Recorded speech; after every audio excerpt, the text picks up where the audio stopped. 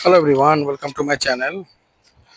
তো একটা জিনিস এক্সপিরিয়েন্স হইলো, ভাবলাম যে শেয়ার করি।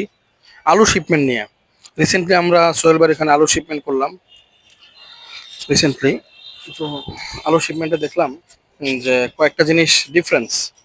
মনে করেন যে আমরা ফ্রুটস অ্যান্ড ভেজিটেবলসের মধ্যে যেমন আমরা ডকুমেন্টটা আমাদের বায়ারকে পাঠাই দিই মেইল করে বা হোয়াটসঅ্যাপ করে, দ্যাটস ইট।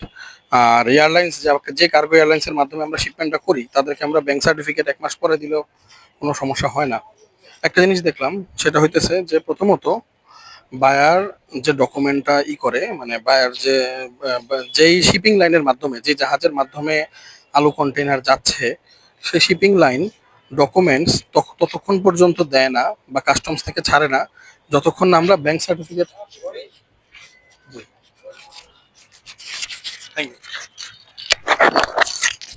ততক্ষণ পর্যন্ত ছাড়ে না যতক্ষণ না আমরা ব্যাংকে থেকে সেই শিপিং লাইনকে ব্যাংক সার্টিফিকেট বা সিএনএফ সার্টিফিকেট বলে না দেই।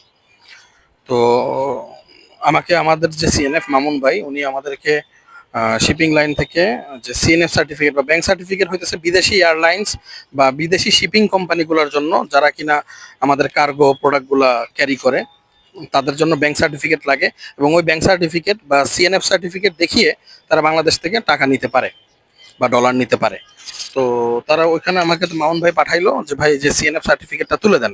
তো আমি ব্যাংকে গেলাম, ব্যাংকে গিয়ে ড্যাশবোর্ডে, এবং ব্যাংকে যাওয়ার পরে সিএনএফ সার্টিফিকেট তোলার জন্য আমার সমস্ত শিপমেন্টের যে ডকুমেন্টসগুলো আছে ওগুলোরও অ্যাকসেপ্ট কপি ব্যাংকে জমা দিতে হয়।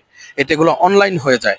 তো ব্যাংকে ওগুলো সব কিছু জমা দেওয়ার পরে ওগুলো অনলাইন করে তারপর আমি সিএনএফ সার্টিফিকেট শিপিং শিপিং কর্পোরেশনের জন্য বা ব্যাংক সার্টিফিকেট রেডি করে এজিএম ডিজিএম এর সাইন অথবা ম্যানেজার বা অফিসারের সাইন নিয়ে তারপর ওদেরকে আমি কুরিয়ার করে দিই। অরিজিনাল কপি লাগে এবং অনলাইনে চেকিং হয় এটা। তো ওটা চেক করার পরে তারা আমাকে কুরিয়ার করে সব বিল of entry, bill of loading, shipping line সব কিছু আমাকে পাঠায় দেয়।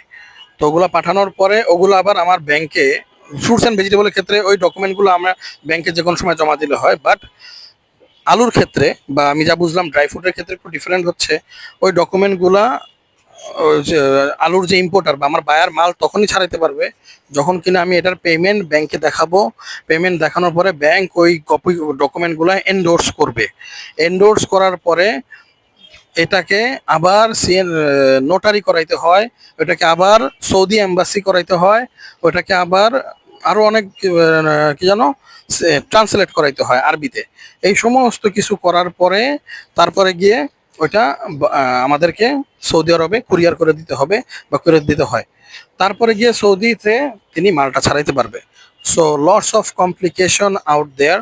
তো আমি যা দেখলাম যেখানে আসলে, এই জন্য আমি ড্রাই ফ্রুটে ভয় লাগে আমার। কিন্তু এখন ডকুমেন্টারিজটা আমি পুরোপুরি এবার বুঝতে পারলাম যে আসলে কিভাবে কি হয়। আগেও করছি, বাট এখন একটু ধারণার বেশি আসলো যে শিপমেন্ট যাওয়ার পরে ব্যাংক সার্টিফিকেট নিতে হয়। ব্যাংক সার্টিফিকেট নিয়ে সিএনএফকে দেওয়ার পরে কাস্টমস থেকে শিপিং বিল সহ all types of bills endorse করার জন্য দেওয়া হয়।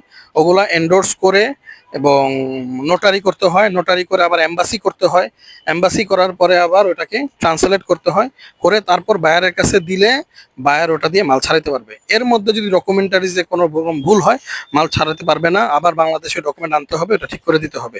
এবং এটার জন্য ডকুমেন্ট এবং ব্যাংক আমাকে যেটা বললো যে আমরা ব্যাংক এই ডকুমেন্টগুলো এন্ডোর্স তখনই করব যখন কিনা আপনার এই আলু শিপমেন্টের পেমেন্ট ফুল এসে পড়বে বা পার্সিয়াল এসে পড়বে। ধরেন $5,200 এক কন্টেনার আলু, এটার পেমেন্ট ধরেন আপনার 4,000ও যদি আসে, ব্যাংক অনেক সময় এন্ডোর্স করে দিবে, বা কিছু ব্যাংক ফুল পেমেন্ট ছাড়া এন্ডোর্স করে না।